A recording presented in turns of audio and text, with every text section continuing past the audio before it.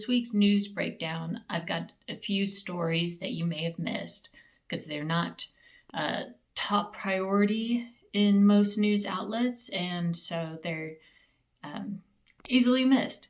So, first off, going along with how the US media supports and promotes pro Israel propaganda, the New York Times is being boycotted by 300 plus writers who are saying that the Times has obfuscated, justified, and outright denied Israel's war crimes and genocide. The journalists and writers have been directed to avoid using certain terms that will exemplify and bring to light what is actually happening.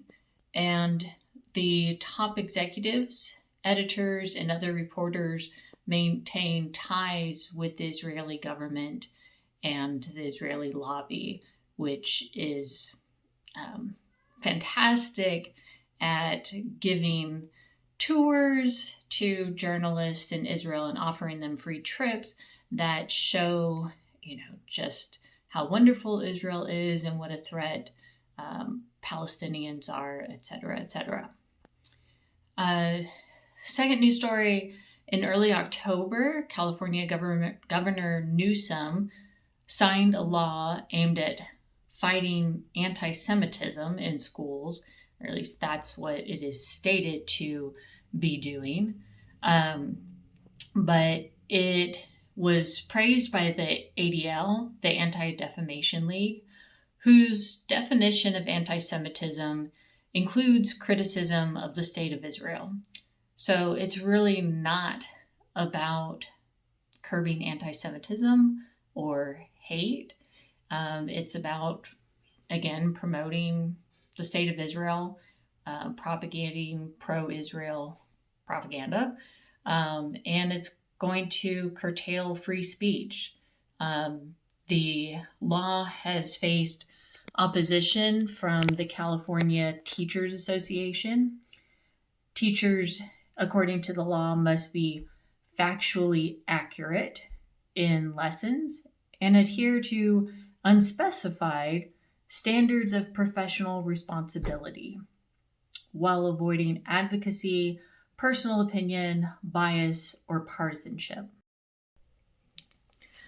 A California-based company called Skydio, SkYdio, builds drones, and they partner with Israel and have an office in Israel.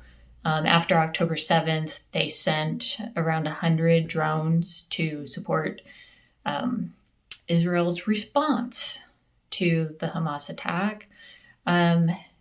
This company, if you look at their website, it's really scary what they're doing. Of course, there's all sorts of things they try to show that they're like how they're doing good things. They help find missing people. They help with emergency response and utility outages, etc. But they also contract with over 800 U.S. law enforcement and security agencies, including in big cities like Boston, Chicago, Philadelphia. And they're used to surveil people. They're used during big gatherings, like it was used at a football game.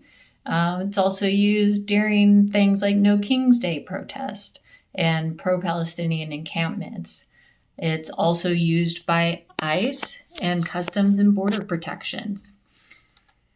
And lastly, I want to bring attention to what's happening in Sudan, because it's all tied together with what's happening in Palestine. What is allowed to happen to brown colonized people in one place is going to be allowed in other places. And, Sudan and all of the countries in Africa are still living out colonization and imperialism. And so last week, the Rapid Support Forces captured El Fashar in the Darfur region. Mass slaughters have been taking place, millions have been displaced, and Sudan continues to face a humanitarian catastrophe with over 21 million people experiencing high levels of acute food insecurity. And so that horror continues, and yet it, is barely getting any coverage. So one way to learn more about what is going on in Sudan, as well as other countries, there's a great Substack that I subscribe to called Proximities. And I have 5 free subscriptions for a monthly subscription that I can share. If you're interested, DM me with your email address and I'll get you hooked up.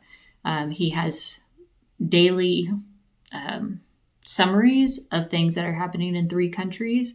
But with the subscription, you get a fuller rundown on a specific issue on Saturdays.